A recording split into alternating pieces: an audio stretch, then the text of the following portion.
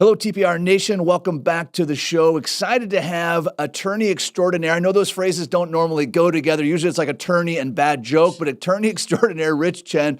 Rich, who you may know extensively on LinkedIn. He's published on the Kitsis platform several times. He's advised me on deals. He's advised my friends on deals. He is my go-to guy anytime I have a legal question around RA stuff. And so we're excited today to talk about partnerships. We'll talk about M&A activity. We'll talk about business divorces a little bit, but we'll mostly stay on the positive. And so, Rich, really excited to have you back on the show today. Thank you so much, Matt. It's great to be here, and I'm excited that we can do this again. I love it. I love it. Well, let's jump right in and let's talk about partnerships. There's a lot of advisors that are either in a partnership already or are considering a partnership. And a lot of times they think, I think sort of naively, like, hey, we'll just shake hands and we'll put Jarvis and Chen up on the wall, and that's all we need to do, and we're good to rock and roll. But there's actually like a lot more than that, Rich, from your side, correct? Yeah, definitely. I think it's one of these things that's sort of hard to think about when you start, but very important to understand how the economic rights, the management rights will shake out, between the parties, as well as understanding, what will happen in the event that something occurs that requires, one of the partners to leave, or if one of the partners wants to leave, what do you do from a buy sell perspective, right? So I mean, it's some of the things that are not necessarily, like the things you want to focus on when you first start, but so critical to get those things right to avoid like disputes down the road. And unfortunately we do see that from time to time. Yeah, I'm glad you'd mentioned that. So I've had a couple of different partnerships over the years. Some have worked phenomenally well. My partnership with Micah Schlansky has been incredible. Partnership I had with my dad. Other partnerships that we won't name didn't end quite as well. And there's a lot of threads in there. I don't know if you've seen a lot of these, Rich, but with Micah and I especially, our very first time we got together, the very first thing we outlined was not how are we going to divvy up the millions and millions and millions we hope to make, but how are we going to part ways as friends if this thing doesn't work out? And it was things like you said, like who gets what money, who gets the logo, who gets the intellectual property. We were both bringing a lot to the table. So walk us through how that discussion can work, because it almost feels like a prenup, Rich. Like there's this stigma around, hey, we're going to make so much money, we'll never break up, but we almost need to start the other way. No, right. I mean, I think these are the questions that we guide folks through in terms of thinking about things. Um, you know, Looking at how they want to do the business now, but always thinking in mind that changes do happen, right?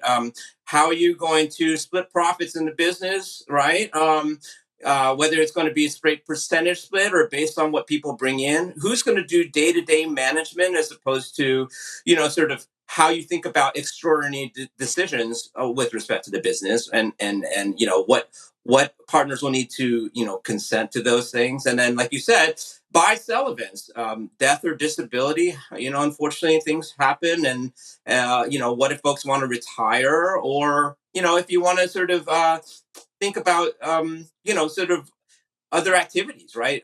How do you figure out how much time people are going to devote to the business, right? And like you said, how do you think about splitting up assets if there is an issue that comes up that requires parting of the ways? Yeah, no, these are all really good points. And I think early on in a partnership, it can also often feel just like, hey, we're both going to put our heads down and we're going to work super hard and we're just going to split everything down the middle. But kind of as you alluded to, Rich, if one person decides they've got some other interest, or they're working at a different speed, or one person's able to bring on big clients and the other person's got to manage the employees, like these are all kind of tricky things to sort out.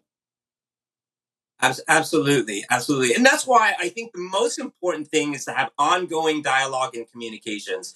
Too Mm. often I see partnership agreements that, even when they start out well, invariably businesses change over time. And so I think, kind of like corporation has like shareholder meetings, I think it's important to talk about the business as a whole among the partners, and to evaluate from time to time, where the partners are, personally, and where the business is, because that will invariably change. And it's better to go ahead and have that done periodically, as opposed to like four years down the road, people are like, Yeah. oh, let's look at what our partnership agreement says. And it's totally out of date at that point. And the business and the sort of the lives of the partners have changed a lot since then. Yeah, that makes a ton of sense. I mean, definitely people are listening and saying, hey, boy, this sounds like a lot of work. It is. Like a partnership is not something to go into lightly. You and I, before we hit record, we're talking about some people we had known whose partnerships ended. And I think, Rich, in all those cases, it was kind of like you described, like, hey, a year's gone by, 4 years, 5 years, 10 years, and now the business is totally different than when we created the partnership agreement, but we're stuck because that was what the agreement said. That's right. That's right. And sometimes it's a matter of just the changes in business. Sometimes there's disputes, and unfortunately, the partnership agreement is out of date, and the parties have to figure out on the fly how to do it. It doesn't mean it can't be done at that point in time. You can always negotiate an exit. The way I think about a partnership agreement is, ideally it figures out how you want to go about solving problems. I mean, you can always negotiate outside of it, Mm. but it's much better to have things set up in upfront, because a lot of life, I feel, is about expectations, and Yes, so it is. even if it's not right. I mean, the partnership is important, but I think it's a good exercise to make sure the parties are on the same page with respect to their expectations of the business, right? And what they both want out of it and expect of the other partner. So either way, it's a good tool to make sure there's a good partnership in place to begin with. Yeah, I think that makes a lot of sense, Rich. Let's shift gears just a tiny bit on the note of partners, which would be bringing in Gen 2 advisors, right? So we all see the Mhm. stats about how the advisor industry is aging, though I remember being told all those things 20 years ago when I got into the industry that everyone was going to retire, and no one's retired yet. But Mhm. we are seeing Right. advisors bring in Gen 2. And so these questions come in about equity compensation or bringing Gen 2 in some regards in more than just cash payments. Curious your experience, your thoughts. I know that's a broad field, but jump right in for us. Yeah. So oftentimes, I think founders typically, well, not typically, founders often want that because there's a natural continuity there, right? I mean, separate and apart from sort of grooming, appropriate G2 partners who can run the business. Part of the challenge is trying to figure out how to keep G2 employees incentivized with the promise of equity, but the owner may not necessarily want to step down immediately, right? Yeah. So sometimes it's a gradual process where equity is transferred over time. And I think, especially given that RIA valuations have increased so significantly over time, often it's to the benefit of the G2 employees from a financing perspective too, right?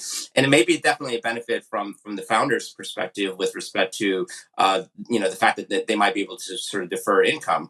The challenge oftentimes with sort of deferred sort of payments on a sort of transfer of equity over time is what happens if sometime if you, especially if you have a long dated sort of transition plan, 10 years down the road, 5 years in, the G2 employees are like, oh, I changed my mind, I don't want to, right?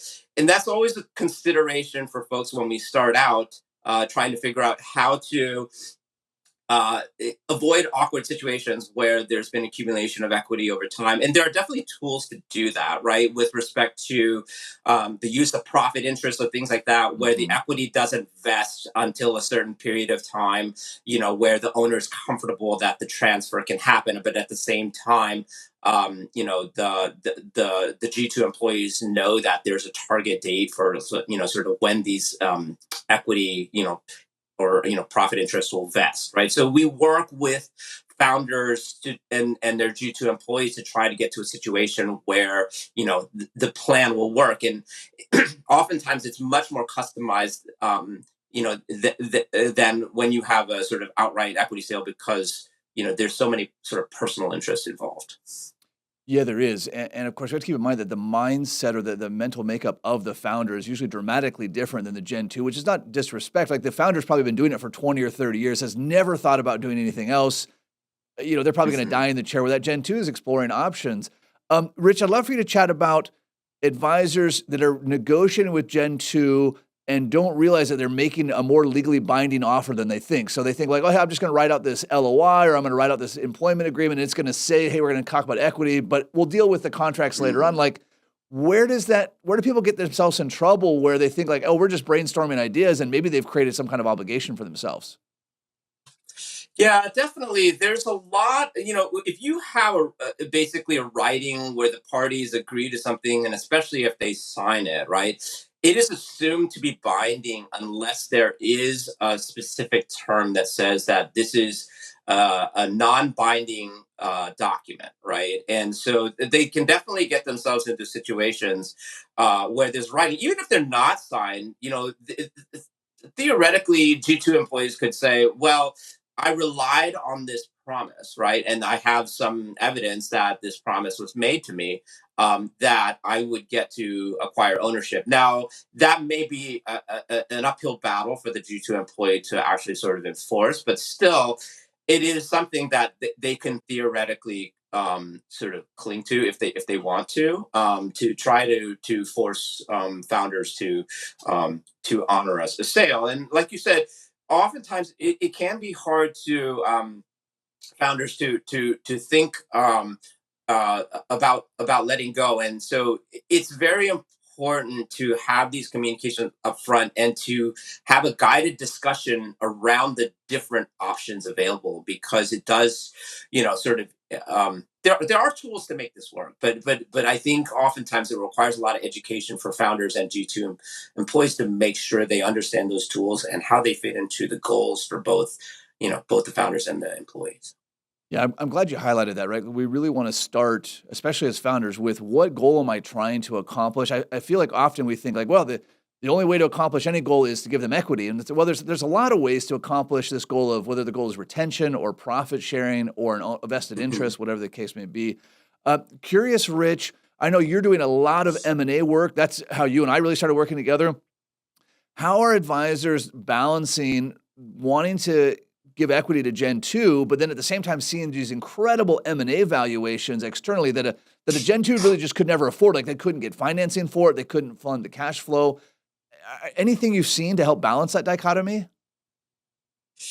Yeah, well, so let's start with sort of the general sort of premise, which I think is generally true, is that for a variety of reasons, including what you mentioned, um, um, typically internal transactions go off at a discount Yeah. to external transactions, somewhere roughly in the 20 to 30% range, right? And part of that's financing issues, and outside money, especially from private equity coming into the space, the valuations are much significant. So definitely, one of the things that I always sort of talk to founders about is, looking at their business. Sometimes it may not necessarily make sense. And I've had founders come to me and tell me, if I sold to private equity or an outside investor, my clients, a number of them would leave, right? And that is definitely a factor for considering an external transaction, because oftentimes when you have an external transaction, a portion of the purchase price is held back as a retention payment to ensure that the assets stay on board. And if the assets are not going to stay on board, then it's more important to evaluate whether or not that's really truly a good option for those founders, right? So in part, it is definitely thinking about the book of business and whether or not there is a good match between the clients and you know um, folks who will sort of eventually sort of take over from the outside, or whether the founder knows that it's better that they pass it on to the G2 employees. Those factors do matter in terms of thinking about what makes sense. And we have founders who do both, right? So some are like, I only want to sell to internal employees, and some, a lot who like the thought of an external transaction and the added sort of compensation that comes with that. Yeah, I think it's important for the founders to realize that that's not a binary decision, right? It's not, hey, I want to sell internally or I want to sell to PE. There's a lot of buyers, and Rich, I know you're very familiar with this, who want to provide the capital for Gen 2 succession, right? Because a lot of these Yes. buyers, they don't want to take over the practice. Like they don't have someone in the wings who's going to go to New York or wherever your practice is at and set them down. Like they want internal succession. Like they have a vested interest for that to happen. So there are a lot of buyers that are Yes. facilitating that. I think we also have to remember, and I'd love your thoughts on this, Rich, that these headline offers that we're seeing, and you mentioned this briefly, there's a lot of contingent money that's usually attached to CAGRs, compound annual growth rate. So an advisor says, hey, I got this Yes. insane multiple, this insane dollar amount. Well, you probably got half up front, and the other half is probably over 4 years on a 10% CAGR, meaning let's say you're doing $1 million a year in revenue. To get that backside of the money, you're going to have to get to 1.4 million of revenue, which is a pretty big Yeah. lift. Like that's not just yesterday's money kind of thing. So that's a lot of stuff Yeah. there, but love your thoughts. No, absolutely right, Matt. I think, like you said, one of the things that when buyers are looking at deals nowadays, they're looking at buying, acquiring the book of business, of course, but a lot of it is also an acquisition of talent, right? Talent, And they yes. want to see people in place, right? And of course, it's also important for retention of the business because, they're not necessarily, unless they're an integrator, they're not necessarily running the day-to-day operations of the business that they're acquiring, right? So it's important for them to retain talent, and oftentimes that is a significant part of the courtship between buyers and the sellers and their employees, and so that is definitely important to think about.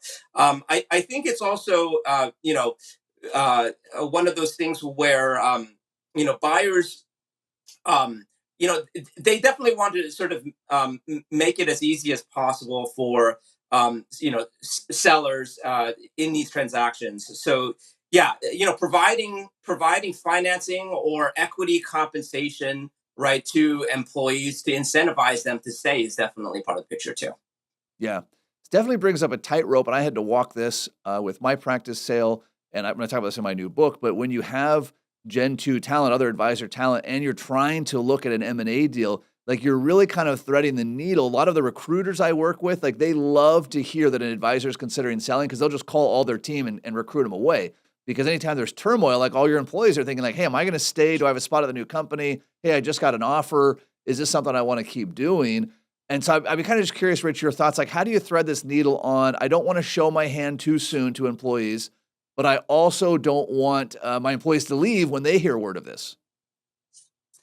Yeah, that's oftentimes one of the most difficult parts of thinking about when to talk to your employees about it because you definitely don't want the flight risk. I literally I faced this issue yesterday Oh, because really? we're at the point in one of the transactions where we're past the LOI phase, right, and getting to the transaction documents. But part of that, of course, involves getting due diligence, and if you have employees who have much more knowledge about that, it's necessary to get them involved. But it's also important to get their involvement and buy-in in terms of thinking about the transaction, particularly where the founder is stepping away, and the employees will be sort of quicker sooner rather than later, and the employees are going to be responsible for coming in quickly, right? So I think it's a tough thing, and I think typically we don't advise founders to notify employees until at the very earliest, when they have an LOI in Hmm. place, because it makes it much more sort of challenging. But then at the LOI phase, there's definitely going to be due diligence that the employees are going to get involved with, and then at some level there's negotiation, right, between because the founders know effectively what kind of compensation package they're getting, and what they might need to do in order to incentivize employees to stay. Yeah. Yeah, no, that's for sure the truth. One thing that I think helps, and again, I love your thoughts on this, Rich, for founders, whether we're talking about an M&A deal or just compensating employees or et cetera, is to make sure that we are indexing off of the employees' financial situation and not our own. So let's say you're doing a $10 million M&A deal. You might think, oh, I really need to cut my employees in based on this $10 million. Where a lot of times what you really need to do is cut them in based on what they're already making. So something we did in my firm when we were doing our transition, told all the team members, hey, listen, at this point, everyone's getting an extra month of compensation. At this point, everyone's getting another extra month of compensation. So it was indexed on their numbers, not indexed on my numbers. I think it's whether that's like success guilt or founder's guilt or whatever it is, like we tend to index on our numbers instead of somebody else's. But curious your experience or your thoughts on that. Yeah, I think that's right, Matt. I think what's really important is to have a heart-to-heart conversation with Mm, employees, right? To understand what's important to them.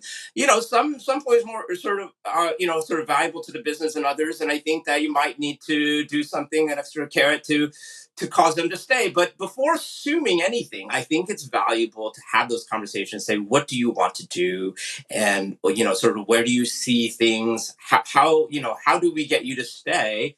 what's important to you, right? And instead of assuming, right? And I Hmm. think this is where negotiations come in, and but listening is also so vital to making sure that employees feel heard, and that I think incentivizes them to sort of commit to that process.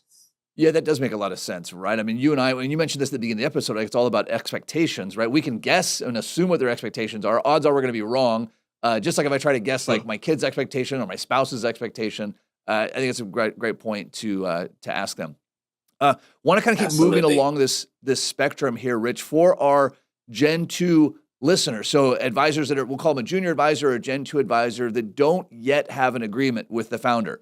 So maybe they've been promised verbally that someday you're going to take over this practice or something else has happened. Like, what luck have you had as a Gen 2? Like a Gen 2, you're in a difficult spot, right? Because if you don't have a written agreement, odds are you're not ever going to get anything. Um, but Right. getting a written agreement can be a delicate balance. I'd be curious your experience there, your thoughts. Like, what advice would you have to Gen 2s who don't yet have a written agreement but are hoping to get equity someday? Uh, I literally just had that conversation before we had the podcast. And I think it's one of those things where it is important. If it's important to G2 employees to succeed to ownership at some point, it is very, very important to get some sort of written understanding. And this is where the tools can come in, where founders realize that you don't have to sort of commit to providing the equity um, all up front. There can be Mm, tools that can be done to incentivize employees to stay and know that there's a commitment there, right? And for employees at the same time to understand that there's a commitment from the founder. But I do think it is important for G2 employees to get something in writing that clarifies it, because if no, for no other reason, putting things in writing oftentimes leads to more commitment from the parties. yeah, for sure it does. For sure it does. And again, I know you've seen a lot of these transactions. I think as Gen 2, it's easy to underestimate the emotional difficulty for a founder to go through this process. Because we might think, oh, hey, we're financial Yes. planners, we're business people, it's just numbers. But this is like their entire identity. So that they're kicking the can down the road is not necessarily indicative that they're trying to screw you or something. It's a really hard thing to go through. Yeah, absolutely. And I'm very sympathetic. I've seen it on both sides. And I think this is where having a heart to heart conversation about helping the parties to understand each other's perspectives is vitally important to get to a place where there's, at least an understanding where the other parties are coming to see if that there's something that, will work for them. Yeah. Rich, as we get to the tail end of this together, I want to explore um, making sure people understand what it is they're signing. And so you and I have some mutual acquaintances. We've run through cases, you've run through many where what people thought the document said, or these provisions where people said, oh, hey, we'll never use that. The attorney just puts that in, things like discount valuations or forced buyouts or control issues, that it's easy for people up front when everyone's happy to sweep that under the rug. Like, oh, hey, that's just standard language. And then down the road to Yeah. discover it can in fact be used against them in ways they didn't really understand. Can you speak to that a little bit for us? So this is why it is vitally important to have a professional advisor, because if it is a binding contract, and as we said before, unless it says it's not, you should assume that all the details are binding. And I've heard that so many times, like, oh, it'll never be used. The problem is things happen, right? And that is why the document is drafted, is to prepare for those situations. No one likes to think about those circumstances, but I can tell you, they do. Unfortunately, I've seen business divorces that happen because one reason or another, and unfortunately that's when the time comes to look at the agreement, when no one thought, oh, I thought I'd never have to sort of revisit this, and at that point in time, that's when it does matter. Yeah, no, it really does. And that's why I've enjoyed working with you, not to just give flattery here, but to really take a step back and say, hey, let's translate this. Like, let's translate this into a real scenario, right? So this says, if Yes. there's a triggering event, that there's a discount valuation. Okay, let's run through this. What could be a triggering event? Well, it could be something as simple as X, and your valuation could Right. go from 3 million down to 500,000 or whatever the case may be. We see this too. And for advisors listening, this is applicable to all legal documents, not just partnership agreements. We see this with estate planning all the time. Hey, I'm feeling really clever, and my estate documents say that if my beneficiaries contest the will, that they get zero. well, hang on a second. Who gets to decide what contesting will is? What if the executor, one of the siblings, says, oh, hang on a second, you argued with me about this, therefore you're contesting the will. Now you get $1. Now I get all of mom and dad's money. Like, some of these things feel really clever until you kind of walk through them. Yeah, and the details matter, and like there's so many of these defined terms, but like you said, it matters what those defined terms actually are because they can very well mean something different from what people think of as common knowledge, and that's why I think it's vitally important to from my perspective to walk clients through these scenarios and what actually could happen in these different scenarios. We often talk about sort of death, disability, retirement, expulsion for disciplinary disclosures or things that could happen and what will happen in those scenarios. Yeah, I was actually working on a deal with some advisors, and it did actually have that term as a common term. Like, if somebody has a disciplinary event, that they could then be expelled from the company at this discount valuation, and everyone was really excited about that. And I said, hang on, like, I get that, but hey, one of us in this deal has already had a disciplinary event, not me, and that could have been grounds for expulsion. We all agree that that disciplinary event was a kind of like an overreach of a regulatory body, which is its own discussion. Right. But hey, look at make sure this is a trigger. Like, you could say a client complaint, or you get an SEC audit, and they said, hey, listen, you've been text messaging clients. That's off-channel communication. We're going to give you a slap on the wrist for that. Mm-hmm. Hey, wait a second. Is that in fact a triggering event? So these can get pretty intense.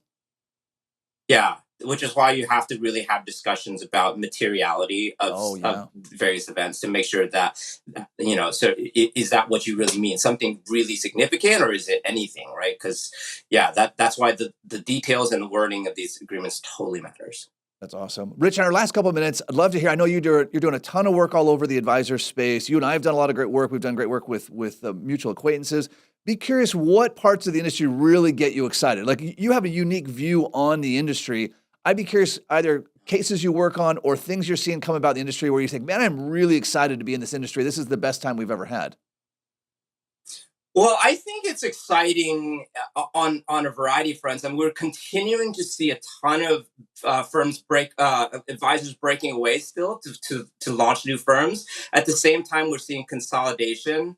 I think technology in this space is really exciting. Actually, I've been working with a number of fintech startups that are in this space, and the innovation that's coming in. I see artificial intelligence playing a significant role in the evolution of this business, and I'm excited to see that evolution over time. And I also think it's very interesting with increased efficiencies that there's more opportunities to serve clients downstream too, right? Who really need financial planning and investment management services that that might not historically have been as available to them. I love it. I love it. Well, for all of our listeners, be sure to follow Rich on LinkedIn. He posts a lot of great content. You can see some of the articles he's written on the Kitces platform. Rich, hey, thank you so much for your time. And until next time, happy planning.